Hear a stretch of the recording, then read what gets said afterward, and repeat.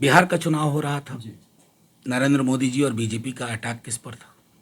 कांग्रेस पर नहीं था, आरजेडी पे था। सबसे बड़ी चुनौती भाजपा की वैचारिकी को और इलेक्टोरल स्ट्रैटेजी को कहां मिल रही है? 200-250 सीट अगर छोड़ दें, 225 सीट, तो बाकी जगह विपक्ष क्षेत्रीय दल है। बाकी दलों को देख लीजिए, दबाव में सब टूट गए।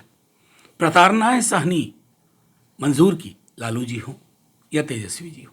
नमस्कार, आप देख रहे हैं लाइव सिटीज। मैं हूं आपके साथ सौरभ राज। राहुल गांधी ने कहा है कि बीजेपी को हराने की जो सबसे बड़ी ताकत है वो कांग्रेस के पास है।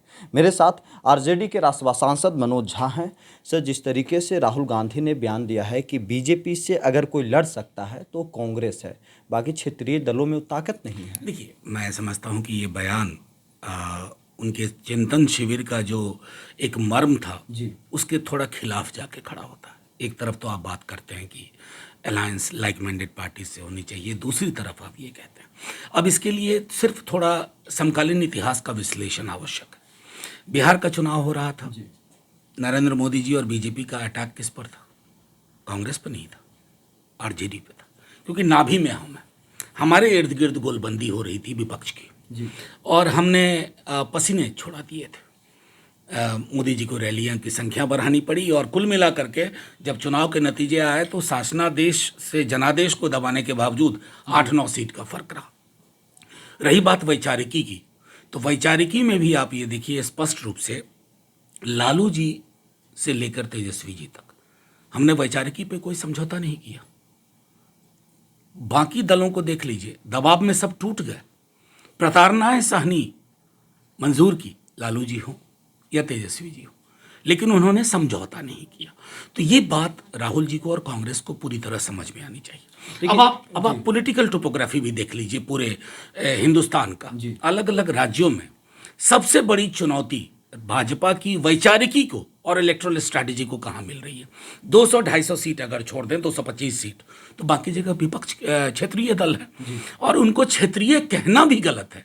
वो एक क्षेत्र, दो क्षेत्र में, जैसे हम बिहार और झारखंड में एक ताकत है, उस ताकत को आपको समझना होगा। और वो ताकत सिर्फ इलेक्टोरल ताकत नहीं है, वो वैचारिकी की भी ताकत है।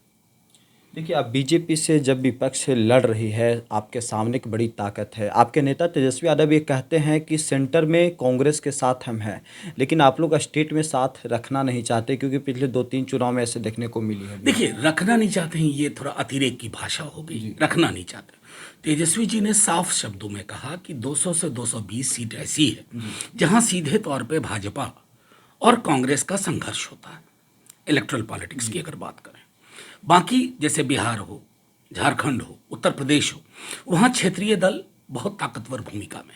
तो उन्होंने कहा कि वहाँ पे ड्राइविंग सीट पे क्षेत्रीय दल हो, जैसे बिहार में राजद, और सहयात्री की भूमिका में कांग्रेस रहे। ये ब्लूप्रिंट ऐसा है ना जो सफलता की कुंजी है, और कांग्रेस को इस बात को समझना होगा कि इस कुंजी के सहारे, जो उन्होंने शिविर में भी कहा, चिंतन शिविर में, कि लाइक माइंडेड पॉलिटिकल पार्टीज के साथ अलायंस, मैं उस दृष्टिकोण से कह रहा हूं कि नेता प्रतिपक्ष ने जब ये कहा तो उसके पीछे मर्म ये था, और यही मर्म मैं समझता हूं कि एक तरह से एक संदेश होना चाहिए। क्या आपको लगता है कि राहुल गांधी की इस बयान से, चाहे बिहार हो, यूपी या साउथ के स्टेट के जो आप लोग के छोटे छोटे सहयोगी दल हैं, वो कांग्रेस से नाराज होंगे और कांग्रेस को नुकसान उठाना पड़ सकता है? मैं कतई ये नहीं मानता। कई दफ़ा क्या होता है कि आप कोई बयान देते हैं लेकिन उस बयान पर पुनर्विचार भी करते हैं, और ऐसा पहली बार नहीं है। कांग्रेस ने ही पहले के शिविरों में कभी तय किया कि एकला चलो, कभी तय किया कि नहीं लाइक माइंडेड पार्टीज़ के साथ, इस बार भी उन्होंने तय किया।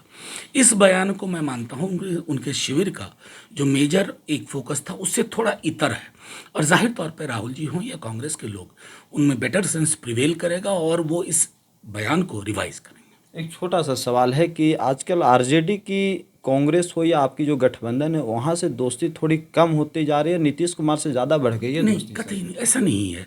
अब ये मीडिया के साथियों को हो सकता है जूसी कॉलम के लिए ज़रूरत हो या गॉसिप कॉलम के लिए ज़रूरत हो, ऐसा कतई नहीं है। जहाँ हम हैं वहाँ पुख्ता तरीके से हैं।